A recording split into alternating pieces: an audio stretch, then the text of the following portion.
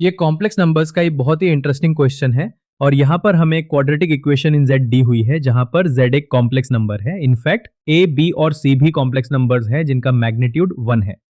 अब इस इक्वेशन के दो रूट्स दिए हुए हैं z1 और z2 और z1 का मैग्नीट्यूड भी 1 दिया हुआ है। z1 का आर्ग्यूमेंट p है और z2 का आर्ग्यूमेंट q है, तो हमें एंगल POQ बताना है where O is the origin.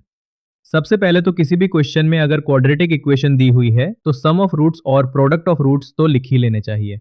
अब अगर हम z1 z2 equals to c by a में दोनों तरफ मोड अप्लाई कर दें तो मॉड z1 मॉड a और मॉड c की वैल्यू 1 है, जिससे हमारे पास मॉड z2 की वैल्यू भी 1 आ जाएगी।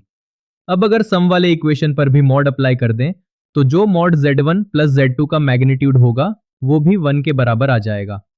अब हमारे पास ये इंफॉर्मेशन है कि मॉड z1 मॉड z2 और मॉड z1 प्लस z2 तीनों का मैग्नीट्यूड 1 है, मतलब तीनों यूनिट सर्कल पर लाई करते हैं। अब कॉम्प्लेक्स नंबर्स को हम वेक्टर्स की तरह भी ट्रीट कर सकते हैं, तो बेसिकली अब हमारे पास दो यूनिट वेक्टर्स हैं और उनका सम भी एक यूनिट वेक्टर है। तो एंगल POQ हम इजीली निकाल सकते हैं क्योंकि सम ऑफ z1 वेक्टर और z2 वेक्टर हम ऐसे लिख सकते हैं जो 1 के बराबर होगा और जिससे हमारे पास थीटा की वैल्यू 2 पाई बाई 3 आ जाएगी, which is our final answer.